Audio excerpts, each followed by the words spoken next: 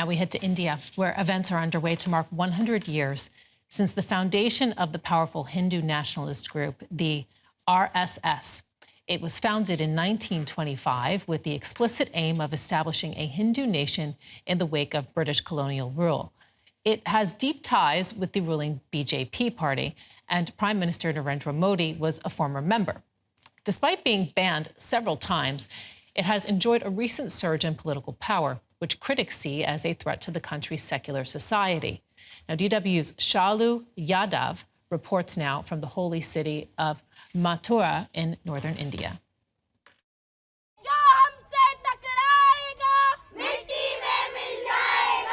Whoever clashes with us will be destroyed. That's the slogan of these young members of the women's wing of RSS, the Rashtriya Swayamsevak Sangh.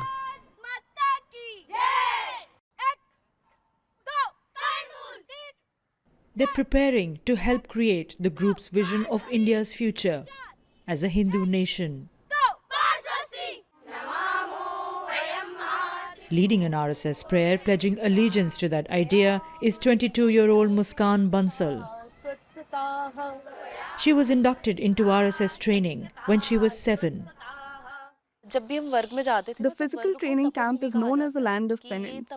They say the more you involve yourself here, the more you achieve later. I feel that I didn't learn as much at school as I learned from the RSS women wing. My personality developed it. Muskan is the third generation of her family in the RSS. Her grandfather ensured she grew up with lessons on protecting the nation and Hindus.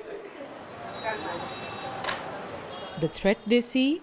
The 14% of India's population who follow Islam.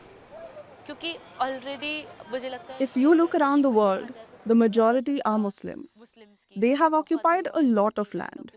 I have seen many Muslims saying that they will turn this country into a Muslim country in a few years. So one should be aware of this threat. You should be aware. Namaskar sabhi ko. The RSS answer to this perceived danger is Hindutva, hardline Hindu nationalist ideology. Muskan and other volunteers concentrate on spreading that message. And they're not alone. Bharat Mata Ki! Prime Minister Narendra Modi of the BJP is a strong proponent of Hindu nationalism and a booster of the RSS, where he was a member in his youth. I salute all RSS volunteers who have contributed to this century-long journey of national service.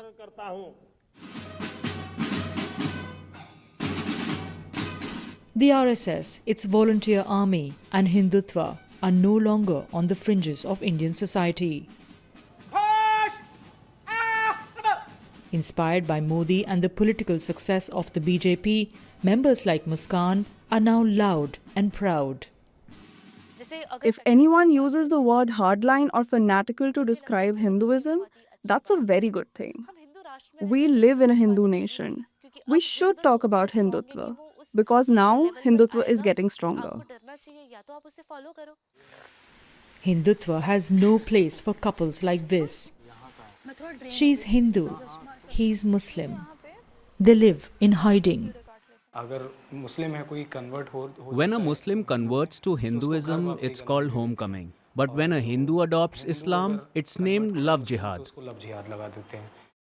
Hindu nationalists have been accused of attacking and even killing Muslim men in such relationships.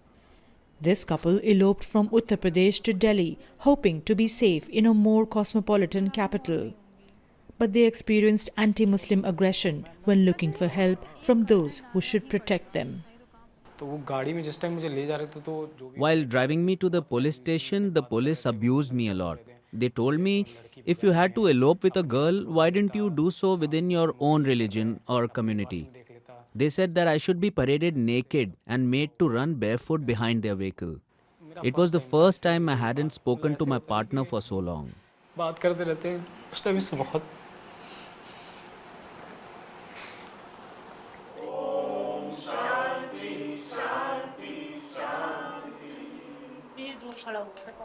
RSS volunteers like Muskan and her family want a new Indian constitution. without the hallmarks of secularism and socialism. A new constitution should be written for a Hindu nation. The perception in our country used to be that Muslims and Hindus are brothers and will live together. But when that is not the case, changes have to be made. She does not mince words to those who disagree. If you don't like it here, then feel free to go to your own country. Whichever country accepts you, go and live there. But if you want to live here, you have to live according to the Hindu laws. As RSS and Hindutva spread through the country, it's opening up a battle for the soul of India, a country founded on the principles of democracy and secularism, but now at a crossroad. More now on the RSS, and we are joined by Mridula Mukherjee, who is a retired professor of modern Indian history, and she joins us now from New Delhi. Thank you so much for your time and welcome to the program. We heard in our previous story about Modi's ties and respect for the RSS. How does the RSS influence on the current government manifest itself? Well, I think that, as you know, since Prime Minister Modi himself grew up in the RSS, he was in the RSS from a very young age.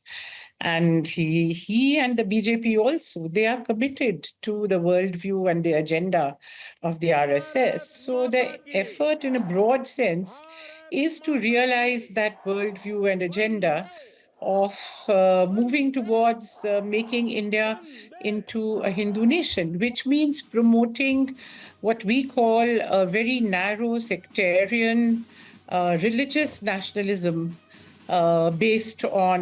presumably based on Hinduism. So broadly, that is the agenda. And then there are many components of that. And one of them, of course, because there's a very strong anti-Muslim bias at the heart of the understanding of the RSS. There is, therefore, it is reflected in the actions as well as in even more in acts of omission of the government, where, those who perform anti-Muslim acts of various kinds, including violence, are not taken to task, are allowed. There's a benign eye that's turned towards it. And of course, much more, as the little snippet you showed of a young man who had eloped with a Hindu woman, how he was abused by the police. So, all this kind of permissiveness of treating Muslims as second-class citizens, of not thinking of them as equal citizens, this whole fear that this girl expressed of being swamped by Muslims, this whole propaganda is something that goes on all the time. So with that view in mind, then, how would you then assess the state of secularism in India? Is it on its way out? And if so, where does that leave the sizable Muslim population in the country? I would not say that secularism is on its way out in India, because India has had a very long tradition, historically also, of being a very plural society, of having welcomed peoples of all kinds of religions and ethnic groups and nationalities into the country over thousands of years, and have found ways of living with each other. Also, we've had a very strong roots in the freedom struggle of secularism. Then our constitution institutionalized secularism for 75 years ago.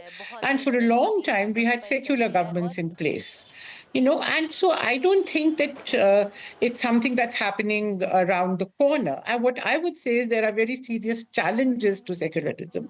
But I still think that resistance is going on, is possible.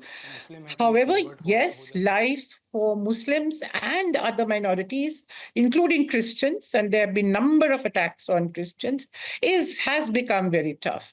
The sense of insecurity, the fear, the whole idea that you are not a full citizen is something very difficult to live with. So this is, and the day-to-day level, of course, it's a very tough call. And so also for those who don't agree with the Hindutva version of the RSS, Hindus like us, who are born Hindus, but we don't subscribe to that particular view of Hinduism and of what Indian society should be. All of us have a tough time under this regime. We have just a minute left, but I'd just like to pick up a little bit on what you've been saying. Given the political climate that you've highlighted, talk with me a little bit about the potential path that you might see for a brand of nationalism that is indeed still inclusive. I think there's tremendous potential because I think the reserves of that are strong in this country, as I said, for various reasons. And I can also give you recent examples. We've had two very powerful popular mass movements in the last few years.